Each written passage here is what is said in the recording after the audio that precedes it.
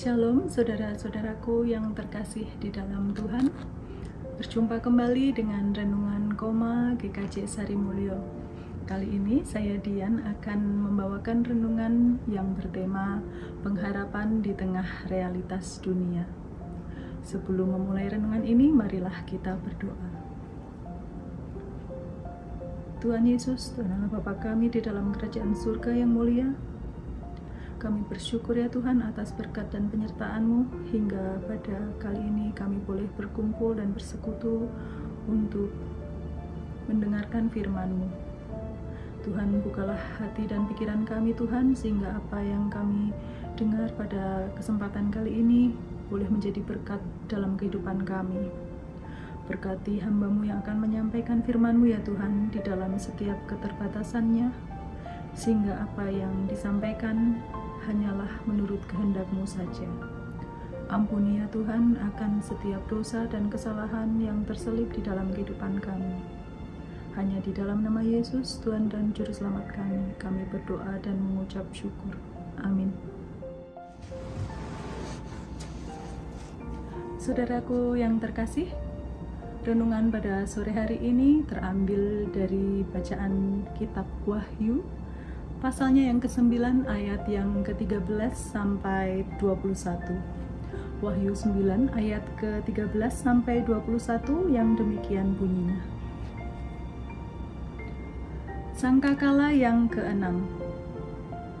Lalu malaikat yang ke-6 meniup sangkakalanya, dan aku mendengar suatu suara keluar dari keempat tanduk misbah emas yang di hadapan Allah, dan berkata kepada malaikat yang ke-6 yang memegang sangkakala itu, "Lepaskanlah keempat malaikat yang terikat dekat sungai Efrat itu."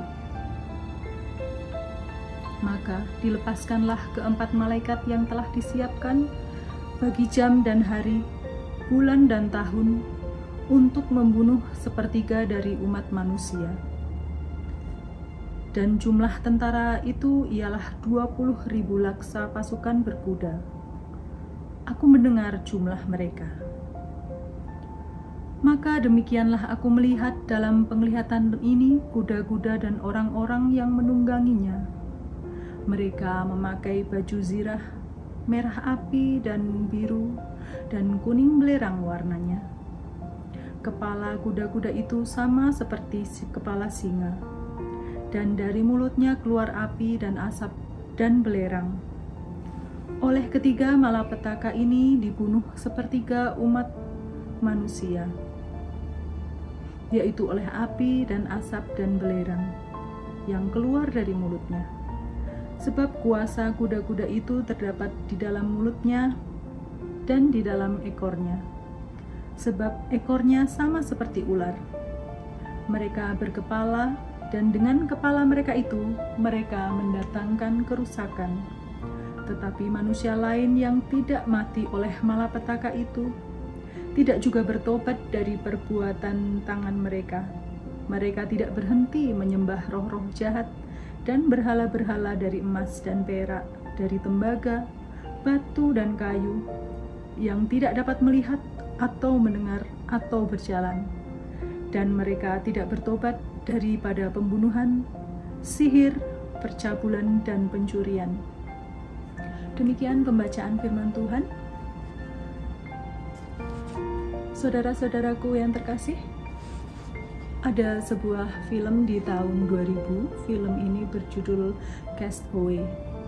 Film ini menceritakan tentang seorang bos dari perusahaan kurir internasional yang terdampar di sebuah pulau kosong. Bos ini bernama Chuck. Chuck terdampar di sebuah pulau kosong sendirian setelah pesawat yang ia tunggangi jatuh. Saat itu dia merasa kebingungan dan ketakutan, dan dia berusaha mencari bantuan. Selama berhari-hari dia mencari bantuan, tetapi tidak juga ada yang datang.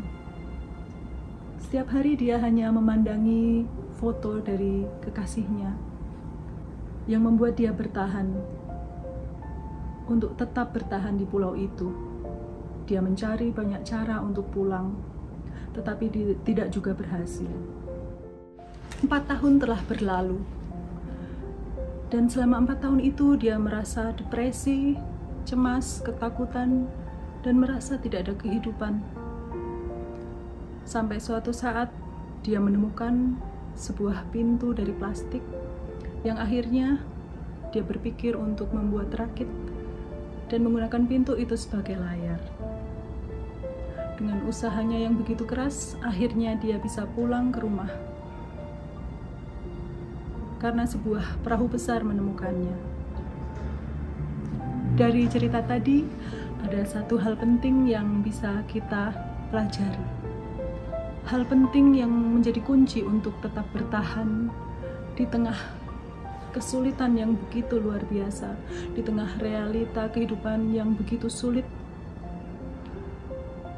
Ada sebuah hal yang menjadi unsur utama kita untuk bertahan dari semuanya itu, yaitu sebuah pengharapan. Itulah kuasa pengharapan. Dengan pengharapan dapat membuat seorang bertahan di dalam kondisi apapun, di dalam kondisi yang berat, di dalam permasalahan hidup yang begitu menekan. Hanya dengan pengharapan orang bisa bertahan.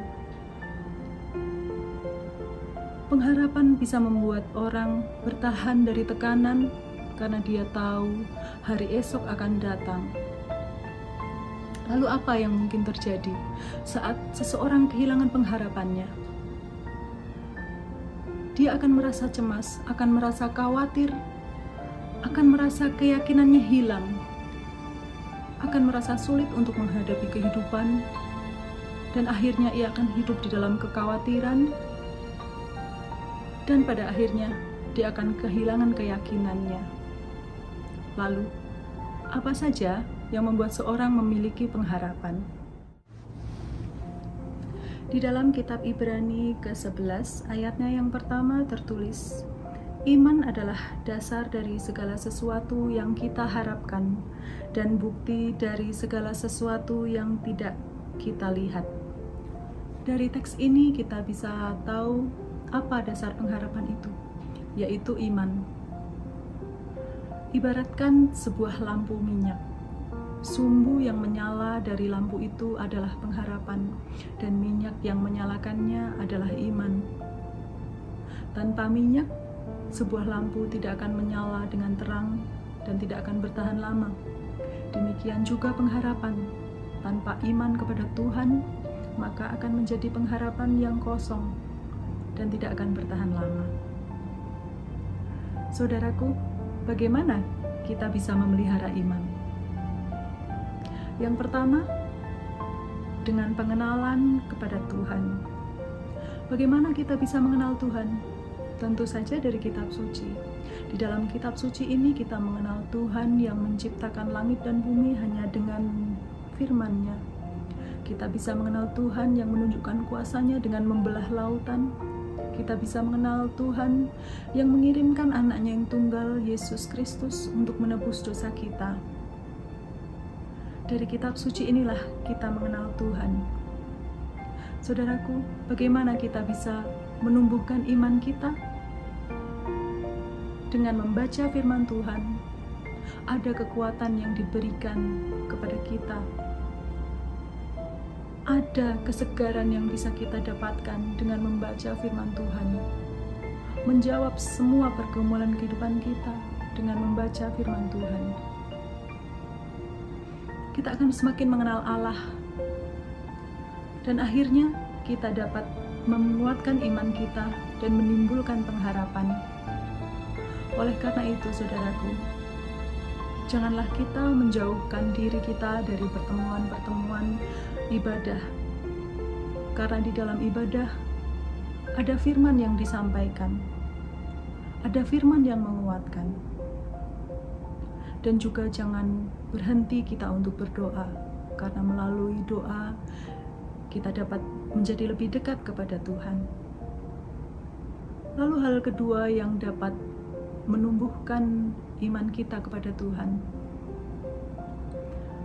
Iman tumbuh saat kita mengandalkan Tuhan dan menyerahkan diri kita sepenuhnya kepada pertolongan Tuhan. Ada sebuah kutipan yang mengatakan demikian: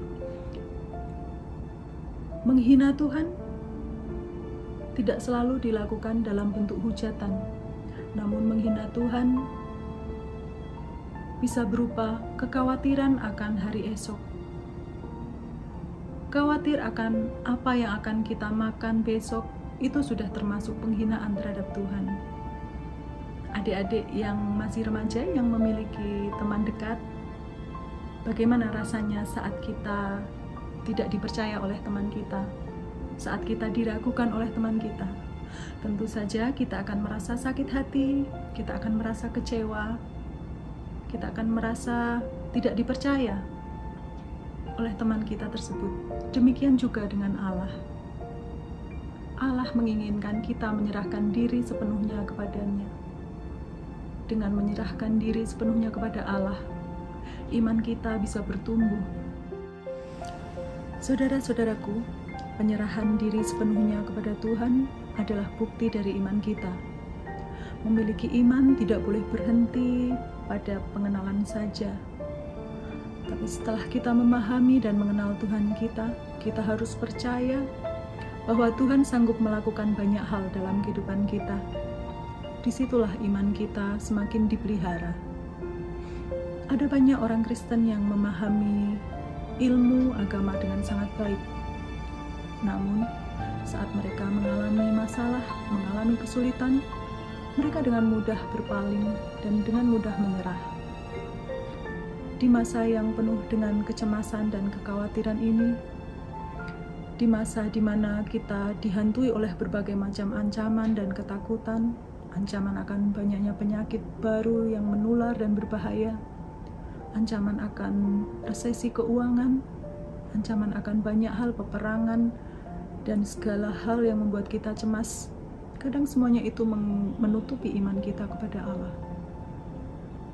Namun, dengan membaca firman Tuhan, kita akan semakin dikuatkan, akan semakin dimampukan untuk menghadapi setiap tekanan dan kekhawatiran yang selalu muncul di dalam kehidupan kita. Oleh karena itu, saudaraku, firman Tuhan di dalam Alkitab sangat penting di dalam kita menghadapi realitas dunia ini. Pernahkah saudaraku mengalami saat-saat yang menyulitkan di dalam kehidupan Anda? Saat semua orang sepertinya menyalahkan kita, saat semua orang tidak ada yang berpihak kepada kita, bahkan suasana di sekolah membuat kita tidak nyaman, suasana di rumah tidak membuat kita nyaman, lingkungan kita dipenuhi oleh orang-orang yang berbuat curang, seolah-olah tidak ada semangat di dalam kehidupan kita. Di tengah-tengah kesulitan yang kita hadapi saat ini, sangat penting bagi kita untuk memiliki pengharapan. Jangan menyerah dan tetap bertahan di dalam kesulitan-kesulitan yang Tuhan izinkan terjadi, karena kita yakin Tuhan tidak akan meninggalkan kita. Di dalam bacaan kita pada kitab Wahyu 9 ayatnya yang ke-13 sampai 21, menceritakan di mana malaikat meniup sangkakala yang ke-6, lalu muncullah malapetaka yang membunuh sepertiga umat manusia di bumi ini. Namun, manusia yang tidak mati, tidak juga belajar, tidak juga bertobat.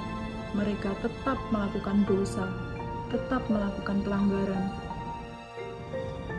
Saudara-saudaraku, sudah hampir 3 tahun kita berada di dalam masa pandemi.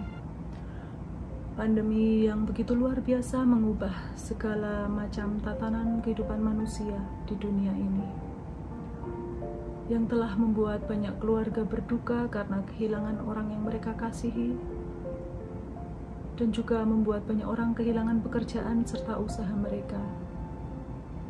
Tapi di dalam masa yang semakin sulit ini, sebagai anak-anak Tuhan, marilah kita tetap memiliki pengharapan, tetap memiliki iman. Jangan meneruskan perbuatan dosa seperti orang-orang yang tertulis di dalam Wahyu 9 ayat 13 sampai 21. Mari kita tetap kuat di dalam pengharapan kita, di dalam iman kita pada Tuhan. Kita bisa bertahan hidup tanpa penghasilan. Mungkin kita bisa bertahan hidup tanpa makanan. Tetapi kita tidak bisa bertahan hidup tanpa pengharapan. Dengan memelihara iman, maka muncullah pengharapan. Amin. Mari kita berdoa. Tuhan Allah Bapa kami di dalam kerajaan surga, kami bersyukur atas berkat-Mu, atas firman-Mu yang baru saja Kau sampaikan. Tuhan, kiranya Engkau senantiasa menggerakkan hati kami untuk memelihara iman kami, untuk memiliki pengharapan di dalam Engkau, di tengah-tengah sulitnya kehidupan kami, di tengah-tengah realitas kehidupan yang semakin menghimpit. Kiranya Tuhan sendiri yang membangkitkan semangat kami, membangkitkan pengharapan kami. Ampunilah ya Tuhan akan segala dosa dan kesalahan kami. Kami serahkan seluruh kehidupan kami hanya ke dalam tangan-Mu. Kiranya doa yang jauh dari sempurna ini kami naikkan di dalam nama Yesus Tuhan dan Juru Selamat kami. Amin. Demikian renungan kali ini. Sampai berjumpa kembali di dalam renungan koma yang akan datang. Shalom, Tuhan memberkati.